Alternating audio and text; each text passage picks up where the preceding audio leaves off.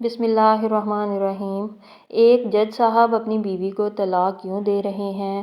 رونگٹے کھڑے کر دینے والا، رلا دینے والا واقعہ، سچا واقعہ۔ کل رات ایک ایسا واقعہ ہوا جس نے زندگی کے کئی پہلوؤں کو چھو لیا۔ قریب شام کے 7 بجے ہوں گے، موبائل کی گھنٹی بجی۔ اٹھایا تو ادھر سے رونے کی آواز۔ میں نے چپ کرایا اور پوچھا کہ بھابی جی آخر ہوا کیا؟ ادھر سے آواز آئی، آپ کہاں ہیں اور کتنی دیر میں آ سکتے ہیں؟ میں نے کہا پریشانی بتائیں اور بھائی صاحب کہاں ہیں اور ماں کدھر ہیں؟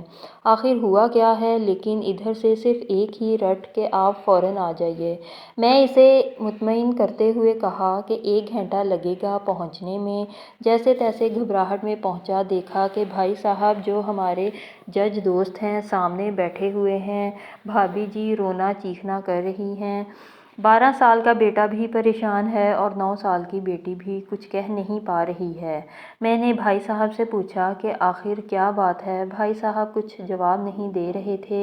پھر بھابی جی نے کہا، یہ دیکھیے طلاق کے کاغذات کورٹ سے تیار کرا کر لائے ہیں، مجھے طلاق دینا چاہتے ہیں۔ میں نے پوچھا یہ کیسے ہو سکتا ہے؟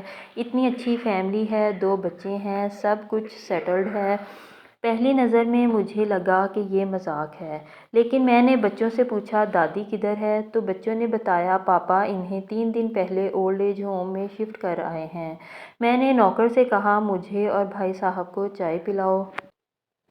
کچھ دیر میں چائے آئی۔ بھائی صاحب کو میں نے بہت کوشش کی چائے پلانے کی، مگر انہوں نے نہیں پی اور کچھ ہی دیر میں وہ معصوم بچے کی طرح پھوٹ پھوٹ کر رونے لگے اور بولے، میں نے 3 دنوں سے کچھ بھی نہیں کھایا ہے۔ میں اپنی 61 سال کی ماں کو کچھ لوگوں کے حوالے کر کے آیا ہوں۔ پچھلے سال سے میرے گھر میں ماں کے لیے اتنی مصیبتیں ہو گئیں کہ بیوی نے قسم کھا لی کہ میں ماں جی کا دھیان نہیں رکھ سکتی۔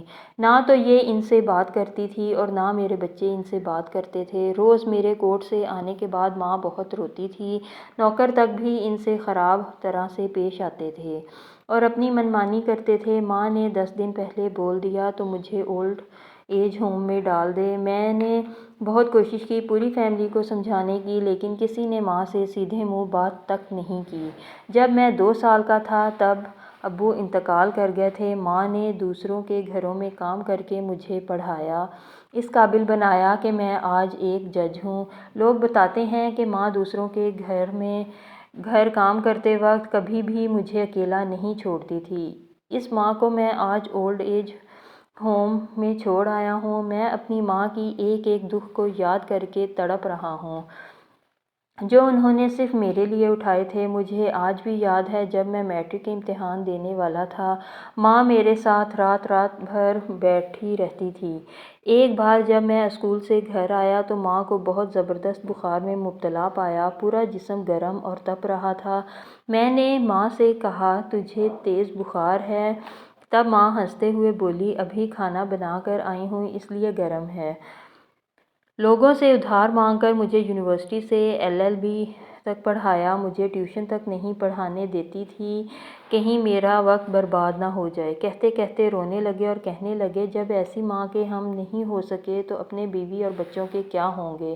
ہم جن کے جسم کے ٹکڑے ہیں، آج ہم ان کو ایسے لوگوں کے حوالے کر آئے جو ان کی عادت، ان کی بیماری، ان کے بارے میں کچھ بھی نہیں جانتے ہیں۔ جب میں ایسی ماں کے لیے کچھ بھی نہیں کر سکتا تو میں کسی اور کے لیے بھلا کیا کر سکتا ہوں؟ آزادی اگر اتنی پیاری ہے اور ماں اتنی بوجھ ہے تو میں پوری آزادی دینا چاہتا ہوں۔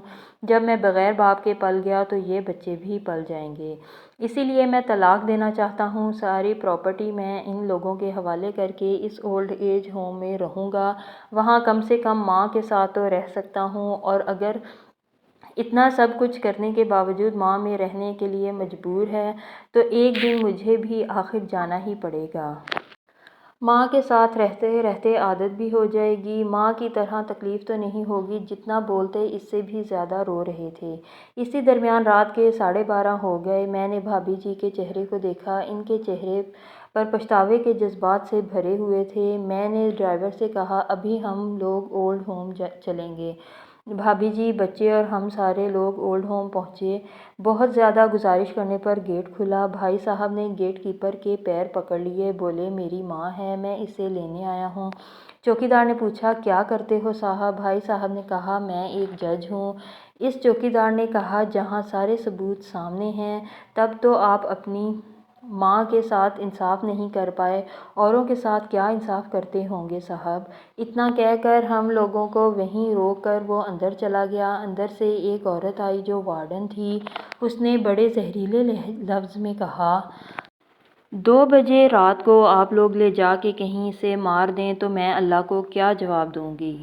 میں نے وارڈن سے کہا بہن آپ یقین کیجئے یہ لوگ بہت پچھتاوے میں جی رہے ہیں۔ آخر میں کسی طرح ان کے کمرے میں لے گئی۔ کمرے کا جو نظارہ تھا اسے لفظوں میں بیان کرنا مشکل ہے۔ صرف ایک فوٹو جس میں پوری فیملی ہے، وہ بھی ماں کے بغل میں جیسے بچے کو سلا رکھا ہے۔ مجھے دیکھی تو اسے لگا کہیں بات نہ کھل جائے، لیکن جب میں نے کہا کہ ہم لوگ آپ کو لینے آئے ہیں تو پوری فیملی ایک دوسرے سے لپٹ کر رونے لگی۔ آس پاس کے کمروں میں اور بھی بزرگ تھے، سب لوگ جاگ کر باہر تک ہی آ گئے۔